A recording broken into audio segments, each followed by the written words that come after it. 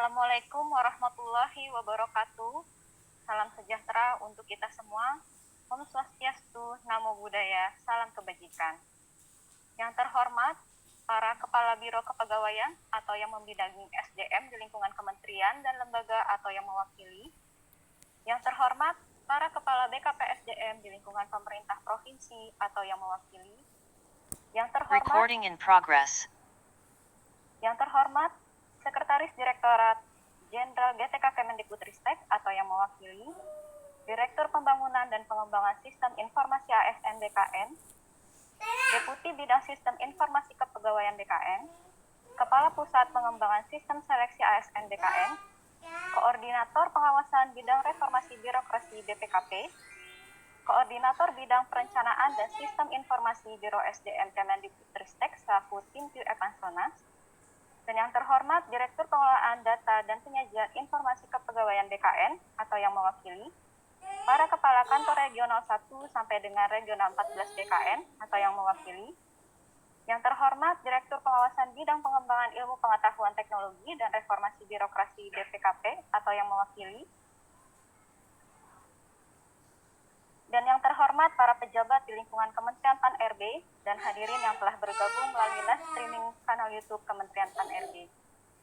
Acara hari ini diselenggarakan dalam rangka sosialisasi keputusan Menteri Pan-RB nomor 1127 tahun 2021 tentang nilai ambang batas seleksi kompetensi pengadaan pegawai pemerintah dengan perjanjian kerja untuk jabatan fungsional guru pada instansi daerah tahun anggaran 2021 dan keputusan Menteri Pan-RB nomor 1128 tahun 2021 tentang nilai ambang batas seleksi kompetensi pengadaan pegawai pemerintah dengan perjanjian kerja untuk jabatan fungsional tahun anggaran 2021.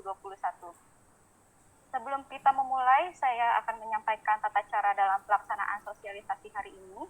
Bagi Bapak dan Ibu yang bergabung dalam Zoom meeting, wajib menggunakan format penulisan nama pada ID Zoom, yaitu instansi, _jabatan, _nama. Kemudian Bapak dan Ibu diharapkan untuk menyalakan kamera dan menonaktifkan mikrofon selama kegiatan berlangsung. Untuk sesi tanya jawab, pertanyaan dapat disampaikan melalui chat Zoom dan live chat pada live streaming kanal YouTube Kementerian Pan-RB. Bapak dan Ibu diharapkan mengisi daftar kehadiran melalui link yang telah disampaikan melalui kolom chat Zoom. Baik. Izinkan saya, Vin Ilmi, selaku analis kebijakan pertama pada Asisten Deputi Perencanaan dan Pengadaan SDM Aparatur, selaku moderator hari ini yang akan memandu sosialisasi pada hari ini. Perlu disampaikan bahwa acara ini diikuti oleh 53 kementerian lembaga dan 30 provinsi melalui Zoom video conference, serta diikuti oleh BPKP SDM di lingkungan kabupaten, kota, melalui kanal YouTube Kementerian Pan-RB. Baik, agenda pada hari ini adalah penyampaian paparan sosialisasi tentang nilai ambang batas untuk P3K Guru dan P3K Jabatan Fungsional yang tertuang dalam keputusan Menteri Pan-RB nomor 1127 dan 1128 tahun 2021. Kemudian akan dilanjutkan dengan sesi diskusi dan tanya jawab, di mana pertanyaan dapat disampaikan melalui kolom chat Zoom dan live chat pada live streaming kanal YouTube Kementerian Pan-RB. Baik, Bapak dan Ibu telah hadir bersama kita semua. Narasumber pertama pada hari ini adalah Bapak Katmoko Arisambodo, selaku PLT Asisten Deputi Perencanaan dan Pengadaan SDM Aparatur.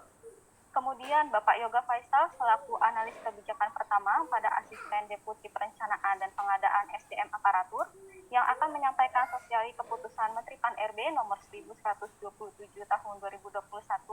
Dan narasumber ketiga yaitu Bapak Widita Arjagani selaku Analis Kebijakan pertama pada Asisten Deputi Perencanaan dan Pengadaan SDM Aparatur yang akan menyampaikan sosialisasi keputusan Menteri Pan-RB nomor 1128 tahun 2021. Baik, Bapak dan Ibu, untuk menghemat waktu kepada Bapak Ari, Bapak Yoga, dan Bapak Widita dipersilahkan.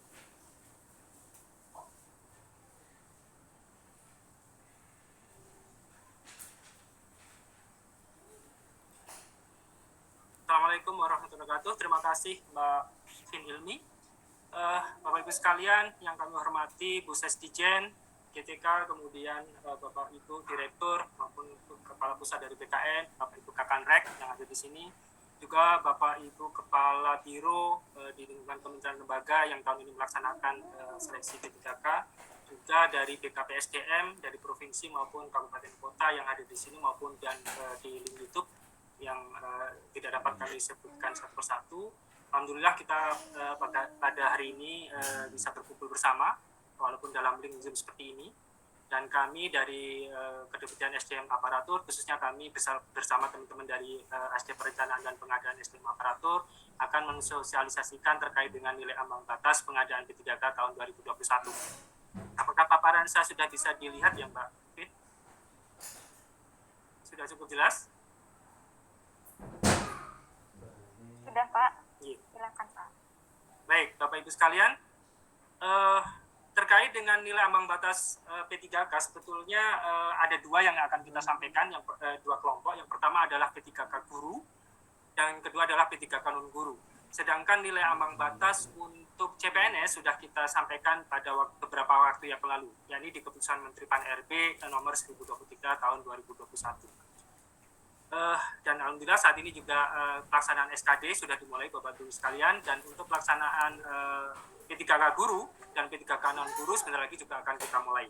Oleh karenanya pada kesempatan ini kami mewakili teman-teman di Panselnas ya, di Panselnas juga di Kementerian Pendayagunaan Aparatur Negara untuk menyampaikan hasil-hasil pembahasan kami, kesepakatan kami terkait dengan nilai ambang batas yang telah ditetapkan. Baik Bapak Ibu sekalian, mungkin sebagai pengantar saja bahwa kita dalam merekrut ASN ini harus melihat beberapa hal yang kemudian kita sesuaikan dengan perkembangan terkini.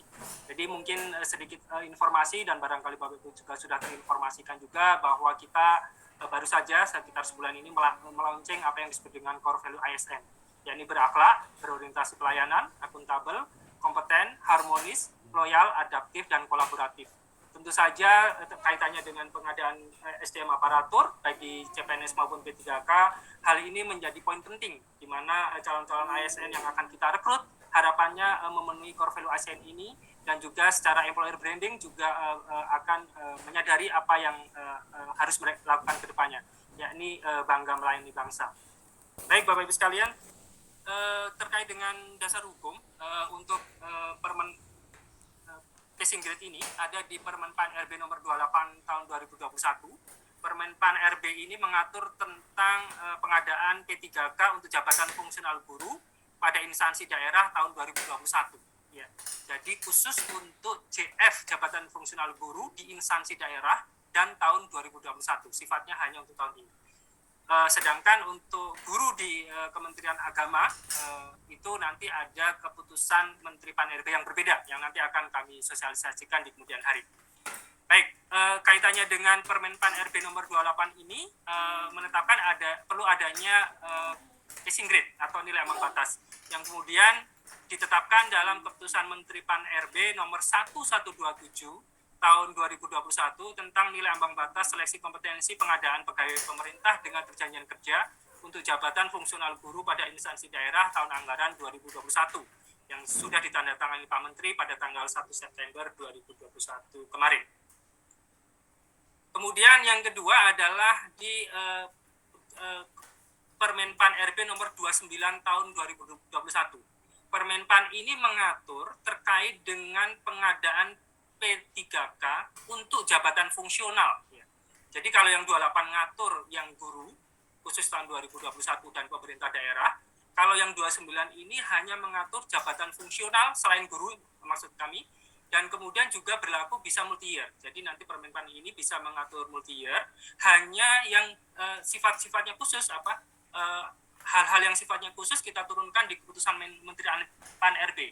Seperti halnya yang untuk nilai ambang batas ini kita turunkan di keputusan Menteri Pan-RB nomor 1128 tahun 2021, yakni tentang nilai ambang batas seleksi kompetensi pengadaan P3K untuk jabatan fungsional tahun anggaran 2021 yang juga ditandatangani pada tanggal 1 September 2021. Baik, selanjutnya akan kami jelaskan apa sebetulnya yang materi yang ada di seleksi P3K tersebut Bapak Ibu sekalian. Ini sama baik guru maupun non guru, tapi nanti ada sedikit perbedaan dari jumlah soal, materi di kompetensi teknis dan lain sebagainya.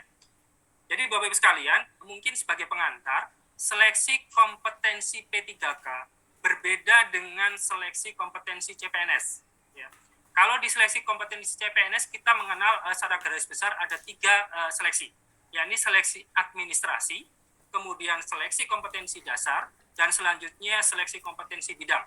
Sekali lagi untuk CPNS ada seleksi administrasi, kemudian SKD, dan dilanjutkan SKB.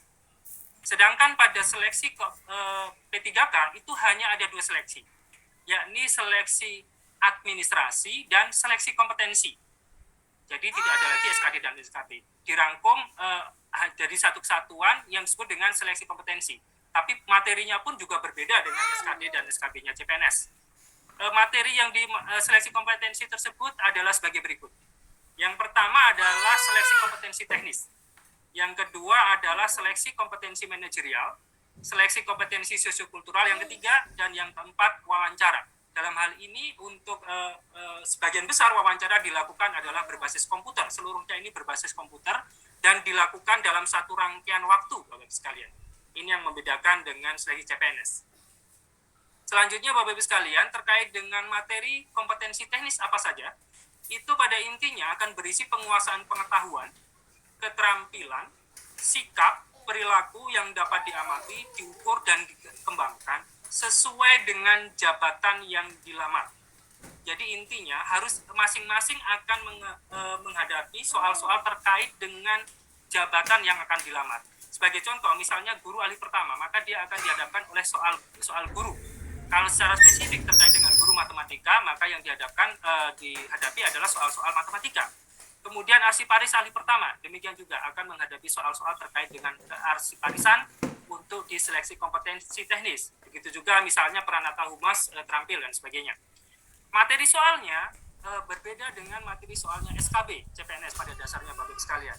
Karena sasaran atau tujuan yang kita tuju untuk P3K berbeda dengan apa yang kita tuju untuk CPNS. Pada dasarnya untuk P3K kita ingin menyasar mereka yang memiliki, ya, tujuannya adalah kita ingin merekrut profesional, ya, expert di bidangnya yang siap pakai. Jadi ada 2 kata kunci, profesional dan siap pakai. Oleh karenanya itu, seperti pada waktu pendaftaran dan sebagainya sudah dilakukan persyaratan, pengalaman dan sebagainya, sertifikat dan sebagainya. Itu sudah selesai saya pikir untuk sampai di sini. Dan kemudian secara garis besar saja, secara tegas kami nyatakan bahwa untuk seleksi kompetensi teknis nanti akan berbeda-beda, ya, akan berbeda-beda tergantung dari jabatan yang akan dilamar. Kemudian yang kedua adalah materi soal kompetensi manajerial. Pada kompetensi manajerial akan berisi atau akan menilai penguasaan pengetahuan, keterampilan, dan sikap perilaku dalam berorganisasi yang dapat diamati, diukur, dan dikembangkan terkait dengan integritas, kerjasama, komunikasi, orientasi pada hasil, pelayanan publik, pengembangan diri dan orang lain, mengelola perubahan, dan pengambilan keputusan. 8 poin ini nanti yang akan keluar pada materi soal kompetensi manajerial. Dan ini berlaku sama untuk seluruh jabatan, baik guru maupun non-guru. P3K akan menghadapi atau mengerjakan soal yang sama.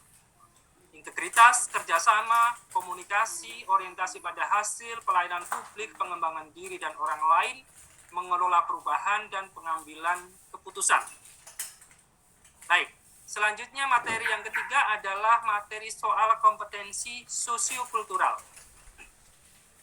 Tujuannya adalah untuk menilai penguasaan pengetahuan, keterampilan, dan sikap perilaku yang dapat diamati, diukur, dan dikembangkan terkait dengan pengalaman berinteraksi dengan masyarakat majemuk dalam hal agama, suku, dan budaya, perilaku, wawasan kebangsaan, etika, nilai-nilai, moral, emosi, dan prinsip yang harus dipenuhi oleh setiap pemegang jabatan untuk memperoleh hasil kerja sesuai dengan peran, fungsi, dan jabatan dalam perang pemangku jabatan sebagai perangkat bangsa yang memiliki 1. Kepekaan terhadap perbedaan budaya, 2. Kemampuan berhubungan sosial, 3. Kepekaan terhadap konflik, yang keempat adalah empati.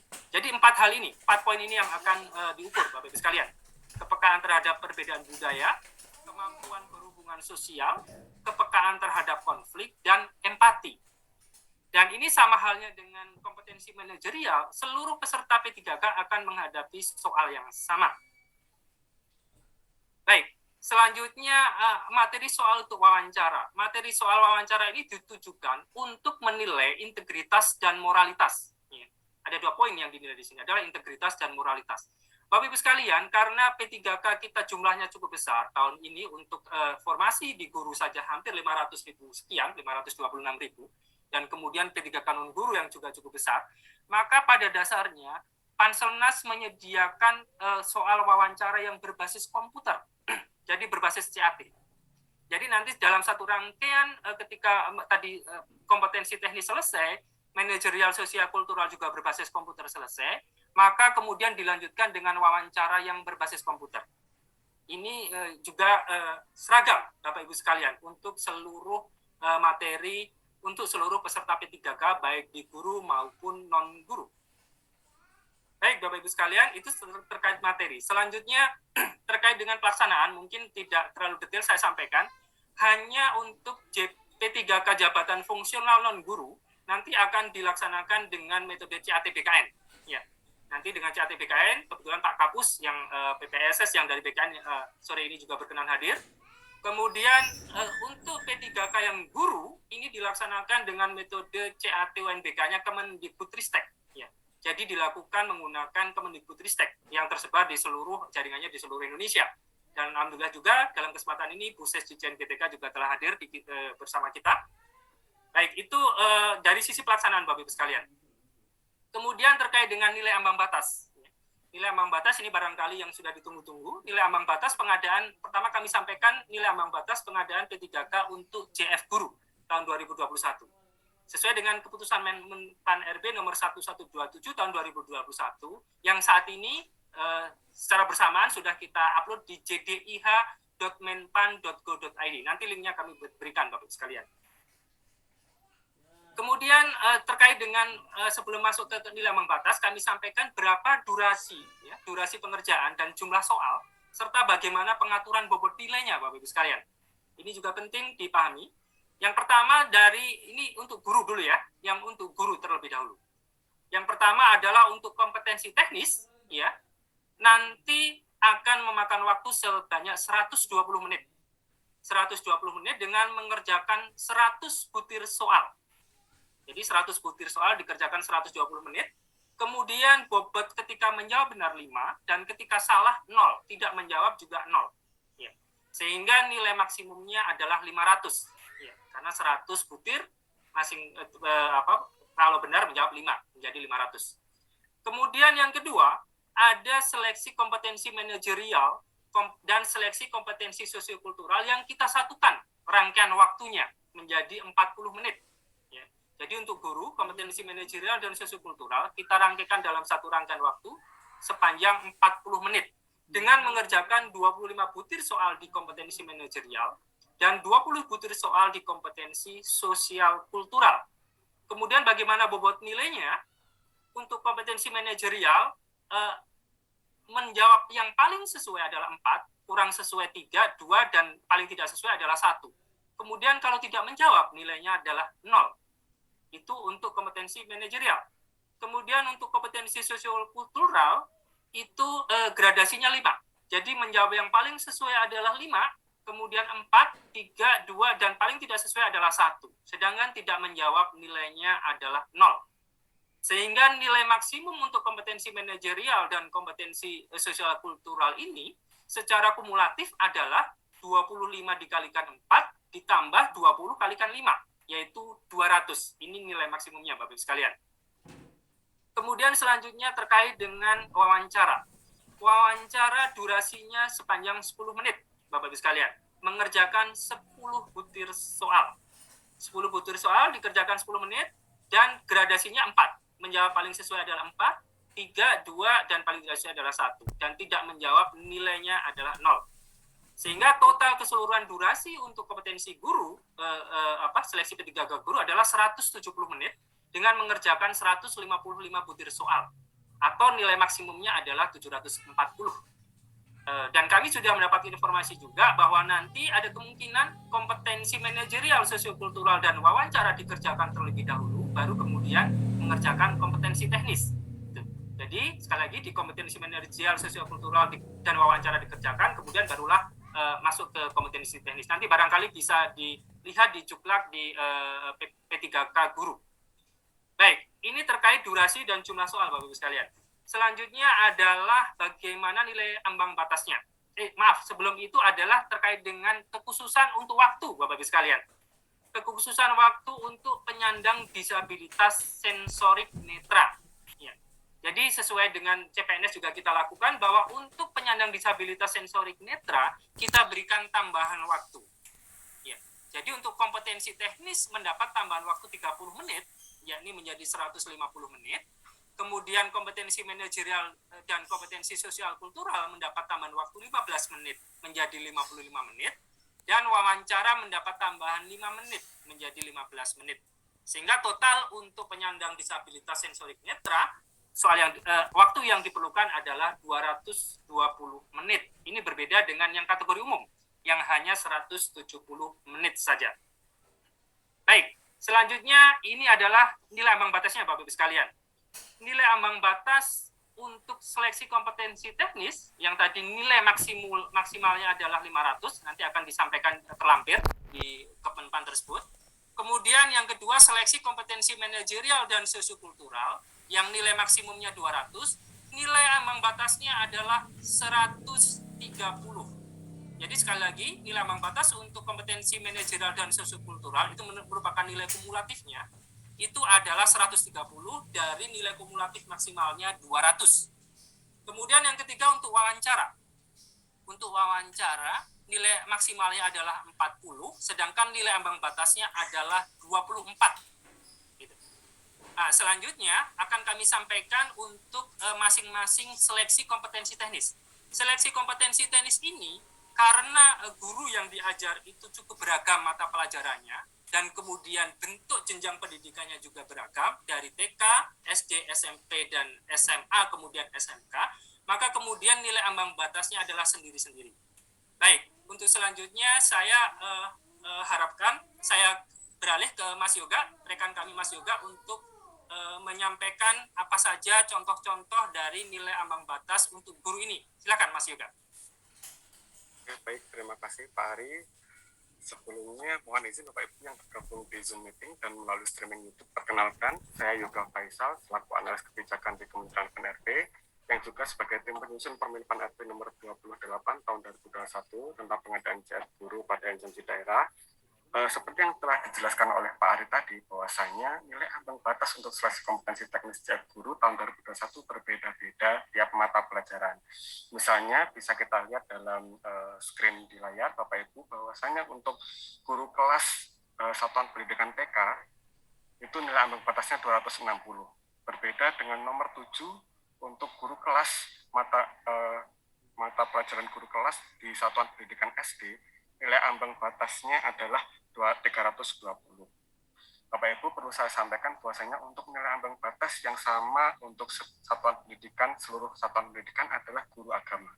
Guru agama Buddha, guru agama Hindu, guru agama Islam, guru agama Katolik, guru agama Kristen, di semua satuan pendidikan memiliki nilai ambang batas yang sama atau mencatatkan nilai ambang batas yang sama, yaitu 325. Untuk mata pelajaran lain akan ditentukan seperti berikut, contohnya penjas orkes nomor 8, Bapak Ibu. Jenjang SD, penjas orkes, nilai ambang batasnya itu sebesar 275. Dan untuk guru mapel lain seperti guru bahasa, itu juga berbeda-beda dari setiap jenjang satuan pendidikan. Untuk guru SMP, misal bahasa Indonesia di SMP, nilai ambang batas yang disyaratkan adalah 265. Guru bahasa Inggris 270. Nanti di SMA berbeda lagi Bapak Ibu. Guru bahasa Indonesia bahasa Inggris tidak lagi 265 dan 270. Untuk guru SMP, contoh kita ambil nomor 16 di jenjang SMP. Itu nilai ambang batasnya 270. Kita bandingkan dengan guru SMA pada nomor 43 di mata pelajaran yang sama, bimbingan konseling itu 285. Jadi masing-masing guru mata pelajaran pada satuan pendidikan yang berbeda, nilai ambang batasnya pastilah berbeda, kecuali untuk guru agama di seluruh jenjang itu sama, dan guru agama apapun itu sama. Baik Bapak Ibu, selanjutnya bisa dilihat untuk yang SMK. Yang SMK karena sangat banyak sekali rumpun mata pelajaran di SMK, bisa dilihat untuk agribisnis perikanan, ikan hias, produksi pengolahan perkebunan, itu dikelompokkan untuk materi soalnya. Misal contoh kita ambil produksi dan pengelolaan perkebunan nomor 65. Itu materi yang diujikan nanti adalah seputar agribisnis tanaman. Nilai ambang batasnya 270, sama dengan agribisnis tanaman, agribisnis halaman perkebunan. Untuk rumpun agribisnis tanaman itu nanti sama semua untuk di jenjang SMK. Selanjutnya kita ambil contoh lagi untuk guru bahasa di SMK ya. Guru bahasa di SMK kan banyak sekali rumpunnya. Ini juga berbeda-beda ya. Guru bahasa Arab nomor 84, guru bahasa Arab itu 275, bahasa Indonesia 310, guru bahasa Inggris 285 dan sebagainya. Selanjutnya Pak ya. Baik, untuk SMK juga terdapat guru mata pelajaran umum kimia contoh nomor 115 itu nilai ambang batasnya 290. Dan contoh kita ambil lagi guru yang sebidang, misal untuk materi teknis pelayanan kesehatan nanti akan diujikan pada guru mata pelajaran nomor 120, asisten keperawatan, nomor 121, caregiver, nomor 122, dental asisten. Jadi nanti Bapak Ibu yang akan melamar, untuk peserta yang akan melamar, tolong diperhatikan mata pelajaran yang Bapak Ibu daftar dan materi soal teknis seperti apa dan nilai ambang batasnya seperti apa. Dan perlu saya ingatkan sekali lagi Bapak Ibu, nilai kumulatif maksimal yang Bapak Ibu dapat nanti adalah 500 poin. Kalau benar dikali 5, kalau salah dan tidak menjawab dapatnya 0. Jadi nilai ambang batas di sini adalah 200 sekian dari 500 poin. Sekali lagi saya ingatkan, kalau benar itu kali 5, salah itu dapatnya 0, tidak menjawab dapat 0, nilai maksimum 500, dan nilai ambang batas masing-masing seleksi teknis pada satu kompetensi teknis pada mata pelajaran itu berbeda-beda. Begitu Pak Ari yang dapat saya jelaskan, saya kembalikan ke Pak Ari. Terima kasih Mas Yoga. Jadi demikian Bapak Ibu sekalian untuk nilai ambang batas guru. Jadi nilai ambang batas untuk jabatan fungsional guru tadi sudah kami sampaikan. Dan selanjutnya akan kami sampaikan untuk Kemenpan RB 1128 untuk nilai ambang batas yang jabatan fungsional. Maksudnya di sini adalah jabatan fungsional yang selain guru, Bapak Ibu sekalian. Ini ada di Kemenpan RB nomor 1128. Jumlah terkait dengan durasi dan komposisi soalnya berbeda Bapak Ibu sekalian. Khususnya untuk kompetensi teknis. Ya. Kompetensi teknis untuk JF yang selain guru itu hanya ada 90 butir soal. 90 butir soal. Sehingga bobotnya sama, kalau dia menjawab benar 5, kemudian kalau salah 0. Sehingga nilai maksimumnya adalah 450. Kemudian pengaturan waktunya, kompetensi manajerial dan kompetensi sosiokultural dan wawancara pada dasarnya sama, baik guru maupun non-guru ya. Tadi 25 butir, kemudian 20 butir, dan 10 butir. Itu sama. Kemudian nilai maksimumnya juga sama. Hanya di sini terdapat perbedaan untuk durasi waktunya, Bapak-Ibu sekalian. Durasi waktu untuk yang jabatan fungsional non-guru, itu kompetensi teknis, kompetensi manajerial, dan kompetensi sosial kultural dalam satu rangkaian waktu. Ini disesuaikan dengan sistemnya di BKN, menjadi 120 menit. Ya. Menjadi 120 menit. Jadi sekali lagi dalam satu rangkaian waktu. Berbeda dengan yang guru tadi. Kemudian wawancara itu rangkaian waktu yang berbeda. Setelah selesai di 3 atas itu tadi, kemudian dilanjutkan dengan wawancara selama 10 menit. Tapi materi dan butir soalnya ketentuan penilaiannya sama dengan yang guru. Sehingga totally Bapak Ibu sekalian, untuk jabatan fungsional non-guru, itu waktu yang dibutuhkan adalah 130 menit, dan mengerjakan 145 butir soal. Sekali lagi, 130 menit untuk 145 butir soal. Dan nilai maksimumnya adalah 690. Baik, selanjutnya khusus untuk penyandang disabilitas sensorik netra, ada pengaturan waktu khusus, Bapak-Ibu sekalian. Kalau tadi yang untuk kategori umum 120 menit, maka untuk disabilitas sensorik netra itu terdapat penambahan waktu 30 menit menjadi 150 menit untuk pengerjaan kompetensi teknis, manajerial, dan sosiokultural dalam satu rangkaian, 150 menit. Kemudian dilanjutkan dengan wawancara, yang tadinya untuk yang kategori umum adalah 10 menit, kalau untuk sensorik netra menjadi 15 menit. Sehingga totally adalah 165 menit. Baik, sedangkan untuk ambang batasnya, Bapak-Ibu sekalian, untuk ambang batas seleksi kompetensi manajerial dan sosiokultural dan wawancara, sama halnya dengan yang guru tadi, yakni nilai ambang batasnya adalah 130 dari nilai maksimum 200 dan 24 dari nilai maksimum 40. Ya. Sedangkan untuk seleksi kompetensi teknis adalah terlampir. Di sini nilai maksimumnya adalah 450, berbeda dengan guru. Guru tadi nilai maksimumnya adalah 500. Baik, untuk selanjutnya terkait dengan nilai ambang batas untuk jabatan fungsional selain guru ini, kami persilakan Mas Widita untuk menyampaikannya. Silakan. Terima kasih Pak Ari atas kesempatan yang diberikan. Perkenalkan, nama saya Widita Argagani dari Kedeputian SDM Aparatur.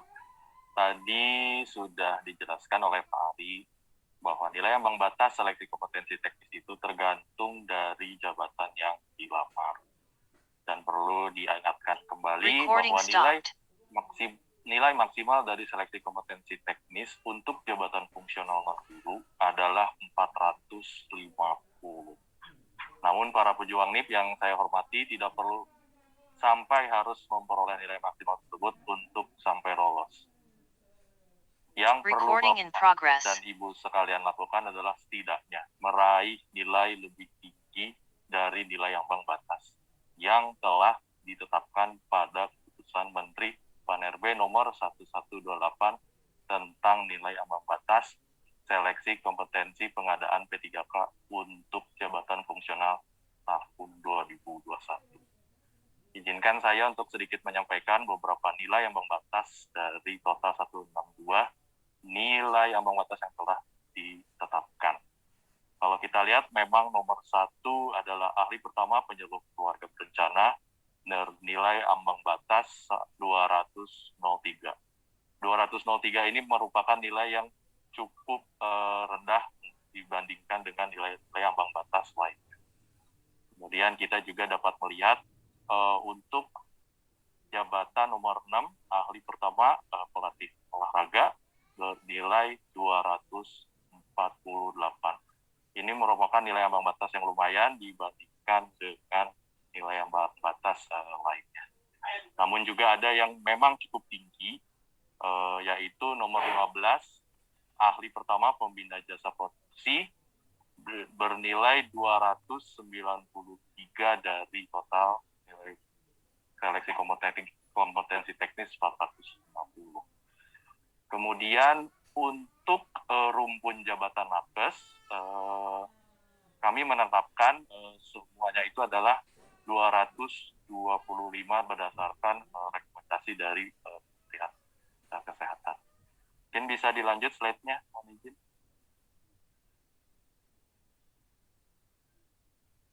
Oke, untuk nomor 90, kita bisa melihat teknisi siaran ahli pertama, termasuk juga nilai yang ditetapkan rendah, yaitu 203. Begitu juga dengan pemula asisten peranata siaran nomor 91. Kemudian untuk rumpun jabatan pertanian, berdasarkan hasil rekomendasi dari Kementerian Pertanian, beberapa rumpun jabatan pertanian kami berikan nilai ambang batas sebesar 248. Ini lumayan untuk pencapaian yang harus dilakukan. Kemudian juga ada pun jabatan-jabatan yang nilai ambang batasnya tertinggi, yaitu 293. Ini bisa kita lihat pada nomor 141 dan 142 dan sekitarnya, yaitu jabatan ahli pertama analis perkebunan raya, ahli pertama peneliti, dan ahli pertama perisalah legislatif. Mungkin bisa lanjut Pak Ari.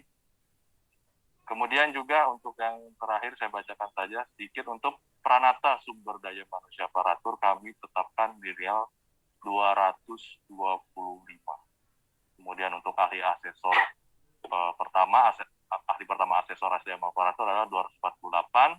Kemudian nomor 161 ahli pertama pengamat meteorologi dan geofisika senilai 248.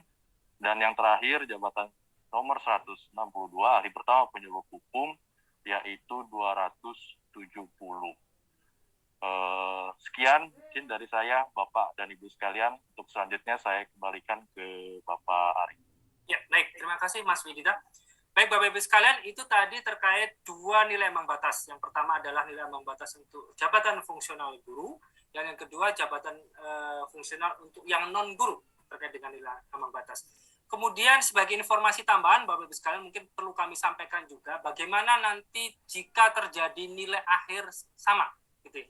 Sebetulnya ini sudah diatur di masing-masing Permenpan RB nomor 28 pasal 30 dan Permenpan RB 29 pasal 29 ya. Kalau nanti terjadi pelamar memperoleh nilai akhir yang sama, maka penentuan kelulusan akhir secara berurutan bisa didasarkan pada kriteria ketentuan sebagai berikut. Yang pertama adalah dipilih yang nilai kompetensi teknisnya yang lebih tinggi. Kalau A masih sama juga, maka ditentukan berdasarkan nilai kumulatif atau nilai penjumlahan antara kompetensi manajerial dan sosiokultural yang lebih tinggi. Tadi kan passing grade-nya 1 ya, kompetensi manajerial dan sosiokultural itu 1, sehingga itu yang lebih tinggi. Kalau masih B masih sama juga, maka ditentukan berdasarkan nilai wawancara yang lebih tinggi. Kalau masih sama juga Bapak-Ibu sekalian, maka yang kelulusannya ditentukan berdasarkan usia pelamar yang lebih tinggi. Mudah-mudahan sudah tidak ada yang sama lagi ketika sampai usia pelamar ini untuk sebagai penentuan kelulusan. Kemudian satu lagi Bapak-Ibu sekalian, khusus untuk JF yang fungsional, itu juga ada penambahan nilai ya. Penambahan nilai, ada beberapa hal yang terkait dengan kebijakan terkait pelamar disabilitas. Jadi pelamar disabilitas nanti yang sudah diverifikasi sebagai disabilitas dan kemudian sudah benar gitulah lolos seleksi administrasi, maka nanti yang bersangkutan akan mendapatkan nilai tambahan kompetensi teknisnya sebesar 10%. Sebesar 10%. Sedangkan kemudian yang kedua, ada juga penambahan nilai karena memiliki suatu sertifikat kompetensi tertentu. Itu sudah ditetapkan pada Kemenpan RB 981 tahun 2021 yang sebelumnya juga sudah kami sosialisasikan. Itu juga ada paling penambahan nilai paling tinggi 25%. Jadi monggo silahkan kalau ada yang ingin melihat lagi sertifikat seperti apa, tapi ini kemudian harus sudah diselesaikan pada waktu pendaftaran kemarin ya. Pada waktu pendaftaran kemarin sertifikat ini sudah diperiksa. Kemudian nanti nilai tersebut akan dijumlahkan, tapi pada prinsipnya nilai tidak akan lebih dari 100 ya, tidak akan lebih dari 100%. Jadi taruhlah misalnya seseorang yang kompetensi teknisnya bernilai 90, kemudian dia juga memiliki sertifikat kompetensi yang sesuai, dia mendapatkan 25, maka nilai akhir yang bersangkutan bukannya 90 ditambah 25 atau 115, bukan seperti itu, tapi tetap di 100 nilai maksimumnya. Saya kira demikian, itu mungkin ketentuan yang perlu kami sampaikan juga untuk walaupun tidak secara detail kita sampaikan di Kemenpan yang kita sosialisasikan pada sore hari ini. Baik Bapak-Ibu sekalian, itu materi yang dapat kami sampaikan.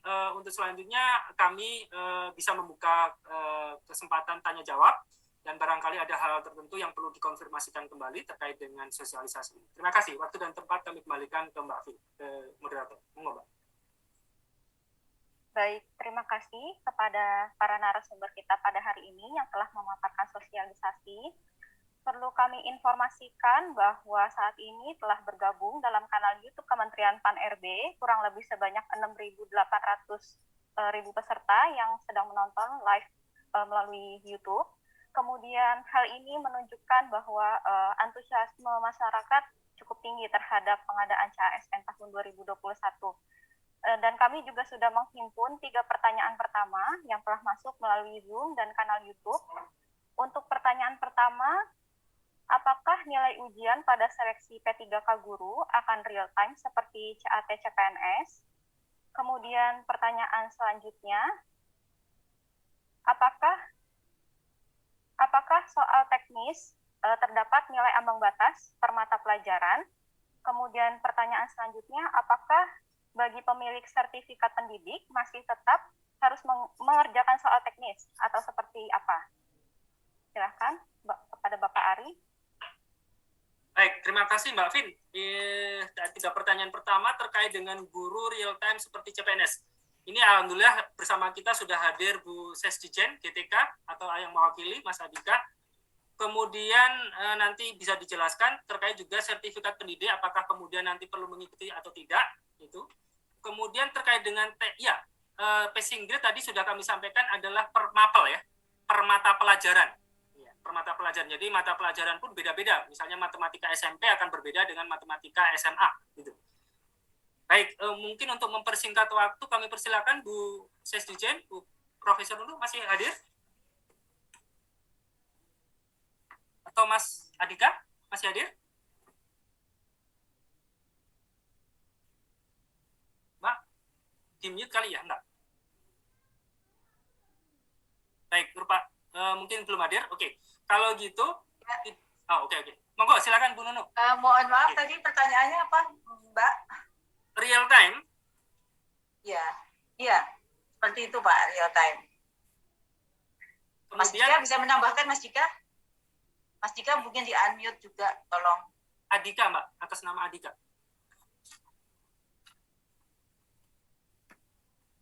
Jadi ada jeda waktu beberapa hari, Pak. Beberapa saat ya Bu ya, near Ya. real time jadinya ya. Ya, real time, tapi Near real, jadi nanti sepemahaman kami, jadi nanti begitu selesai mengerjakan langsung keluar nilainya.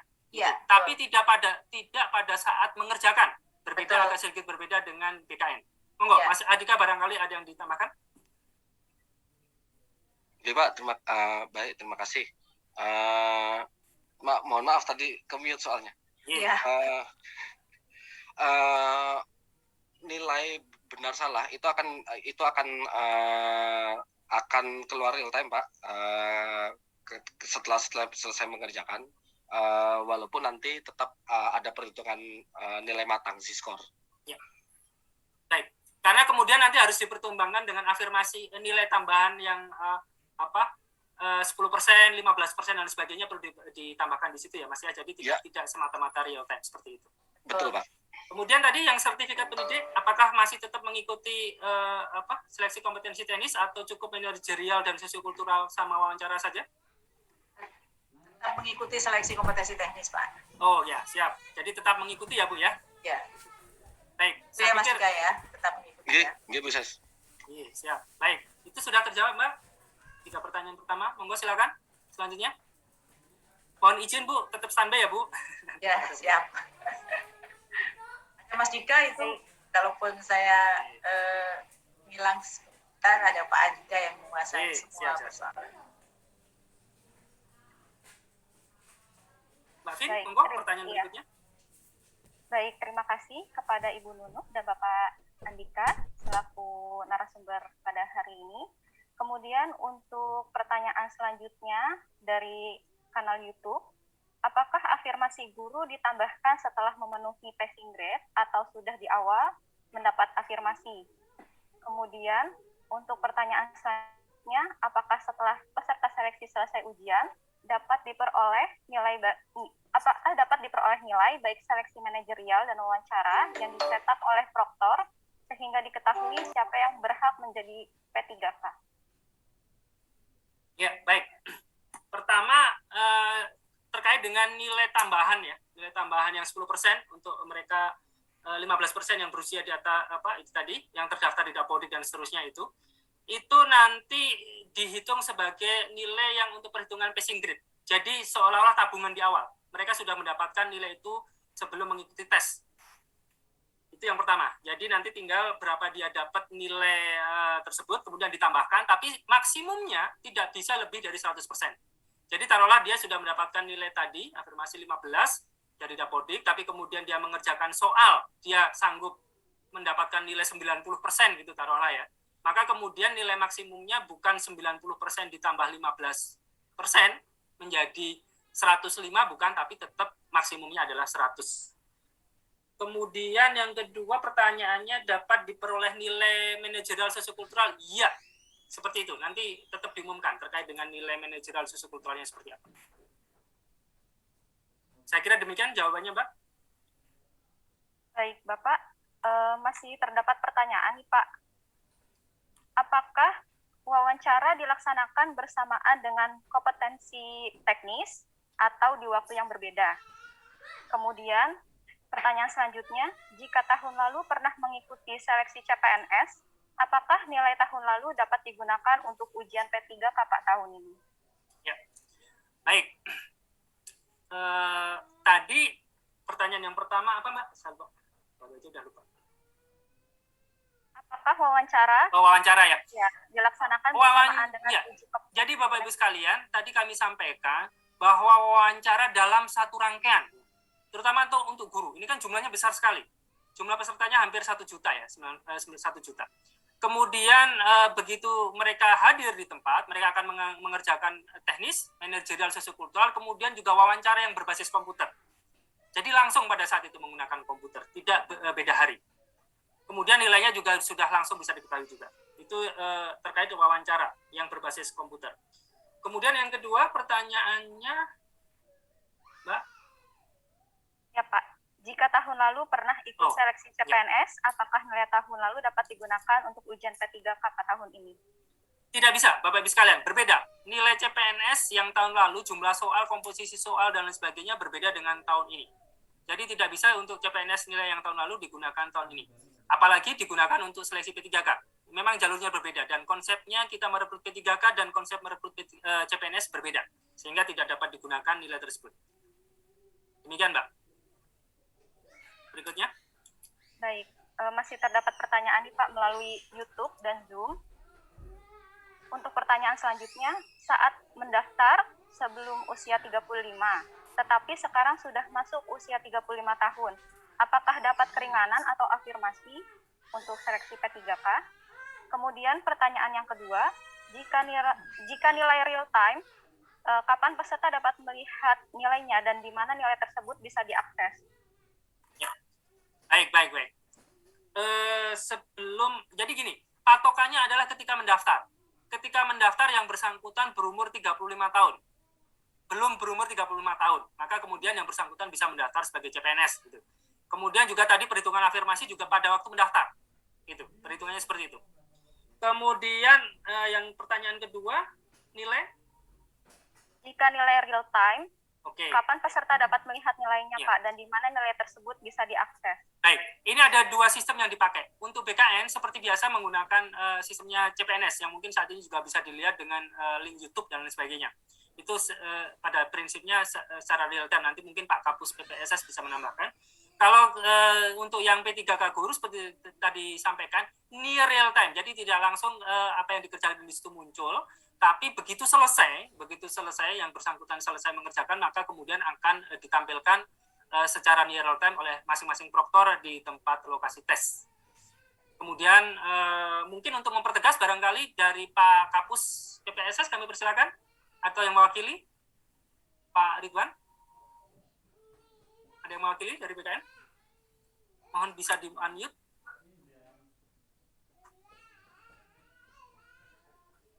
Rupa-rupanya tidak ada. Oke, tapi mungkin... Ya Pak, gimana Pak Ari? Sorry.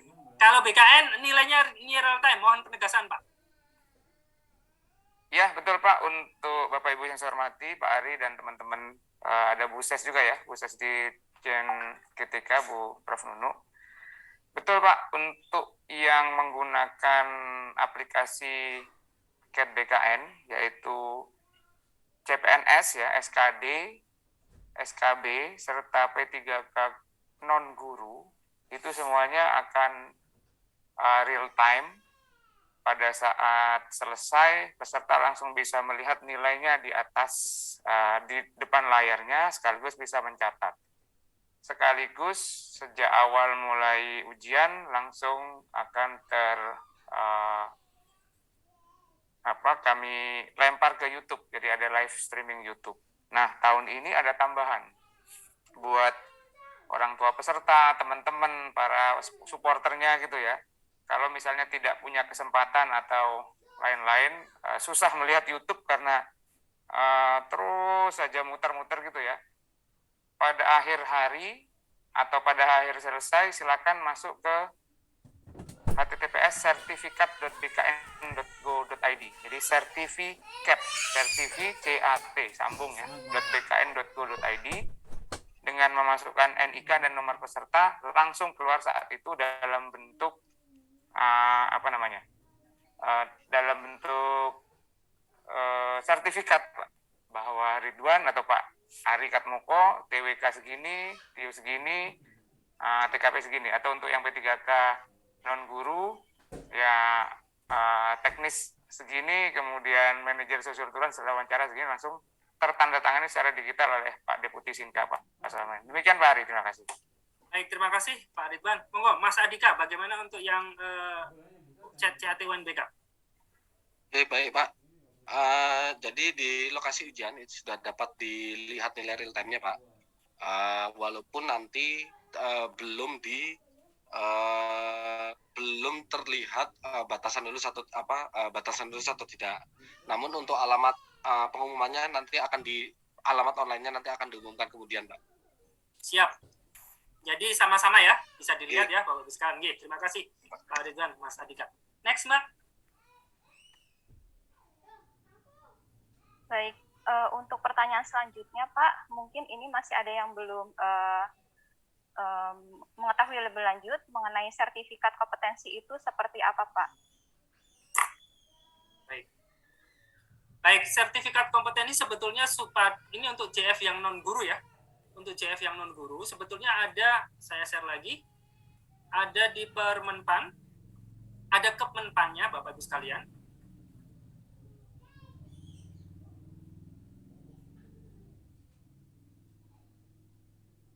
Untuk JF non guru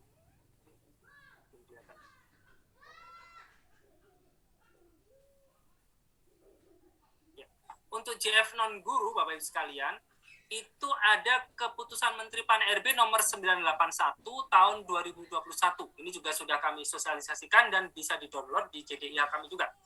Di situ ada aturan-aturan untuk jabatan fungsional dan sertifikat yang bisa dijadikan sebagai tambahan nilai. Tapi sekali lagi ini pada waktu pendaftaran kemarin. Kalau pada titik ini sudah tidak bisa lagi untuk menambahkan sertifikat-sertifikat tersebut. Misalnya adalah untuk ahli pertama, penerjemah. Itu bisa mendapatkan tambahan nilai sebesar 25% untuk kompetensi teknis apabila memiliki misalnya sertifikasi profesi penerjemah dari Himpunan Penerjemah Indonesia, atau misalnya hasil uji kemahiran berbahasa Indonesia UKBI 2 tahun terakhir dengan predikat sangat unggul atau istimewa, atau dari jurusan bahasa Inggris apabila memiliki TOEFL, PBT, ITB 2 tahun terakhir dengan skor 570 dan seterusnya. Termasuk ini ada bahasa Perancis, bahasa Jepang dan seterusnya. Kemudian ada contoh lain, misalnya untuk pekerja sosial. Pekerja sosial ahli pertama juga ada penambahan nilai sebesar 25% untuk sertifikat untuk kompetensi teknis apabila yang bersangkutan pada waktu pendaftaran kemarin mengajukan sertifikat kompetensi pekerja sosial yang masih berlaku yang dikeluarkan oleh Lembaga Sertifikasi Profesi Kementerian Sosial. Juga misalnya pustakawan akan mendapatkan nilai tambahan 15% apabila mengajukan sertifikat kompetensi kerja pustakawan yang masih berlaku yang diterbitkan oleh Lembaga Sertifikasi Profesi Pustakawan. Ini banyak sekali Bapak Ibu sekalian, saya yakin saya nggak akan bisa bacakan satu persatu. Ada juga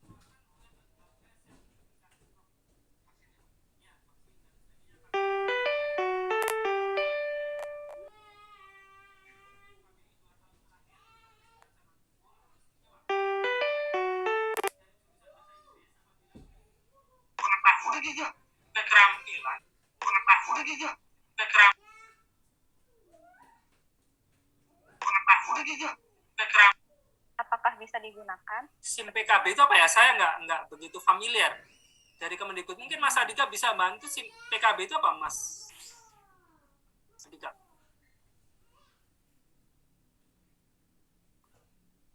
Saya nggak begitu familiar. Mungkin singkatannya apa SIM PKB? Mas Adika ada informasi? Oh, Mas Nugroho yang akan jawab. Mohon di unmute itu Mas Nugroho itu. Izin Pak. Ini kalau untuk unmute soalnya harus izin dulu soalnya. Siap. Baik Pak, SIM PKB itu SIM yang ada di kami, database guru-guru yang memuat intinya SIM singkatannya itu Sistem Informasi Manajemen untuk pengembangan keprofesian berkelanjutan. Nah di situ database guru-guru ada data nilai, data kompetensi terakhir, bagaimana profesionalnya, bagaimana pedagogiknya dan sebagaimana macamnya. Namun itu tidak menjawab untuk apakah dia telah memiliki kompetensi atau tidak, karena batasan kompetensi atau tidak itu ya berdasarkan sertifikat pendidik. Sedangkan data sertifikat pendidik itu sudah ada di Dapodik ya, jadi nggak perlu sampai ke situ ya Mas Adika. Integrasi Dapodik dengan data dari referensi dari LPTK Pak, dari kampus-kampus. Ya. Ya. Jadi pada prinsipnya tidak bisa Bapak Ibu sekalian untuk yang tadi yang terkoneksi dengan SIM PKB. Tidak bisa secara langsung seperti itu. Saya kira demikian Mbak jawabannya. Baik Pak, ini juga masih ada satu pertanyaan lagi yang masih banyak menanyakan, apakah harus melakukan swab test sebelum pelaksanaan atau vaksin Pak saat akan mengikuti pelaksanaan? Oke. Baik, ini di sisi pelaksanaan ya, monggo ini agak sedikit berbeda-beda. Monggo dari sisi pelaksanaan Mas Adika dulu barangkali. Vaksin dan lain sebagainya, ini ada pertanyaan terkait ini, nanti setelah itu dari BKN. Monggo, silakan Mas Adika.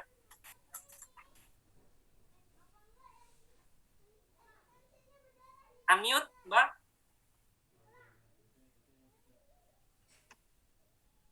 Izin Pak, tadi Mas vaksin ya Pak? Ya, vaksin dan lain sebagainya, apakah ada kewajiban untuk di situ? Izin Pak, jadi berdasarkan surat BKN terakhir, sudah ada pengumuman bahwa untuk seleksi ASN dari Satgas COVID itu diwajibkan untuk tes swab, dan khusus untuk Jawa, Bali, dan Madura diwajibkan vaksin. Setidaknya dosis pertama kalau nggak salah seperti itu. Nah, namun di surat dari BKN, di situ disebutkan baru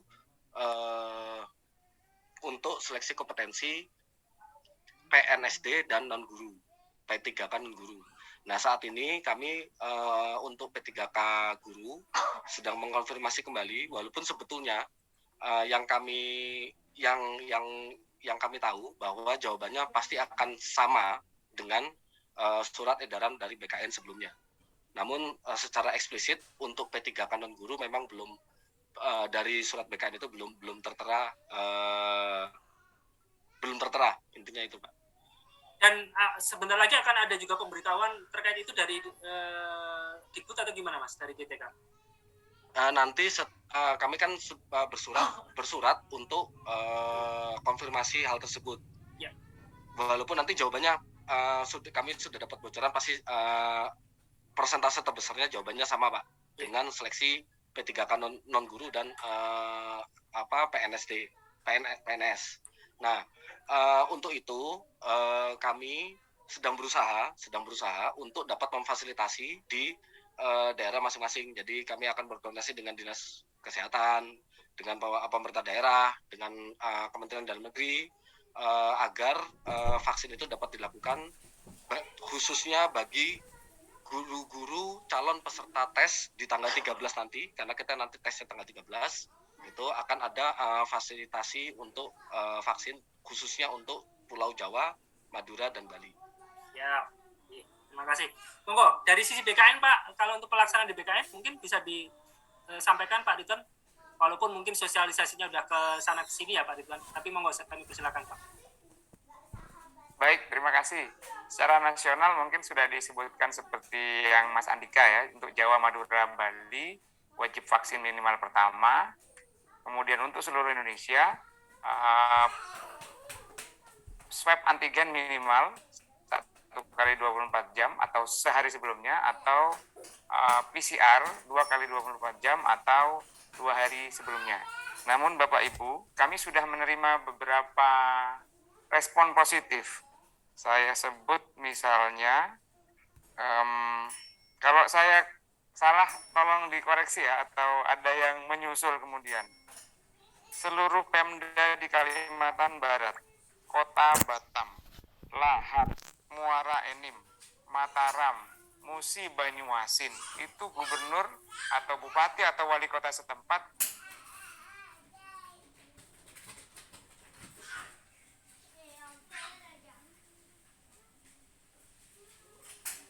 Pak Ridwan terputus.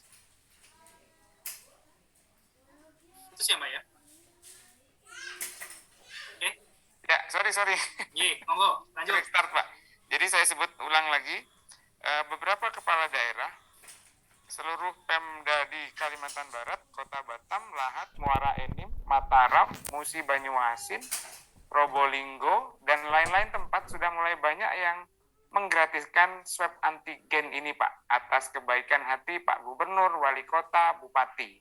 Ya, ini yang kami endorse juga ke teman-teman Kakanek yang juga hadir di sini, Kepala Kantor Regional BKN, untuk ayo lomba-lombaan yuk, bagus-bagusan jadi Bupati, Wali Kota, Gubernur gitu.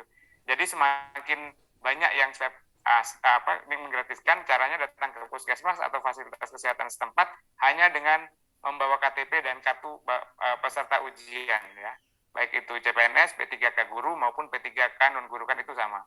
Nah, kemudian ada juga beberapa misalnya Pemkab Wonogiri itu sudah menyatakan vaksinasi di kami belum bisa diwajibkan. Itu juga bisa. Jadi seperti Mas Andika bilang, sampaikan H-3 minimal sebelum pelaksanaan pertama, silakan Pansel daerah bekerja sama dengan koordinasi dengan Satgas Covid setempat menyatakan ketersediaannya ada apa tidak.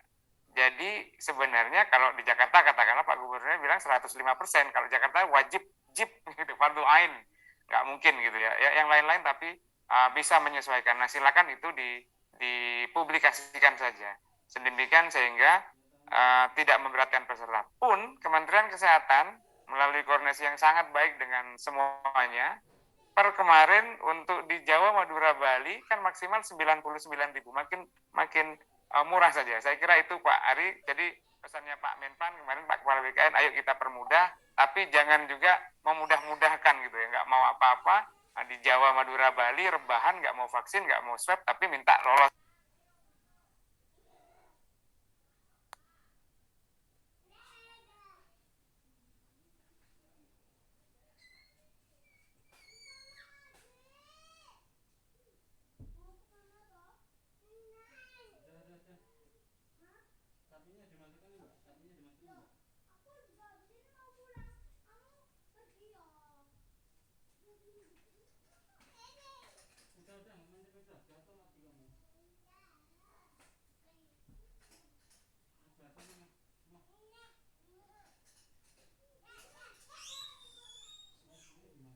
Bapak dan Ibu bisa mengunduh materi sosialisasi melalui portal resmi Kementerian Pan-RB. Kemudian untuk keputusan Menteri Pan-RB nomor 1127 dan Kepmen Pan-RB nomor 1128 tahun 2021 dapat diunduh melalui JDI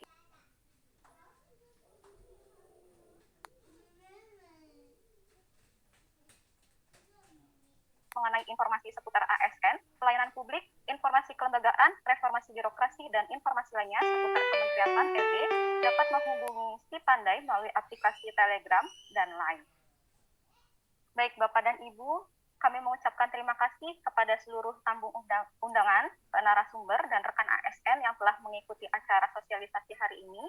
Kami mohon maaf, undur diri, dan mohon maaf apabila terdapat kekurangan dalam pelaksanaan sosialisasi hari ini. Salam sehat selalu dan mari menjadi ASN berakhlak. Akhir kata, wassalamualaikum warahmatullahi wabarakatuh. Waalaikumsalam. Terima kasih Bapak Pak Ridwan, Bu Nunu, Prof. Nunu, Bapak Ibu sekalian yang ada di sini. Mohon maaf lahir batin. Salam sehat selalu.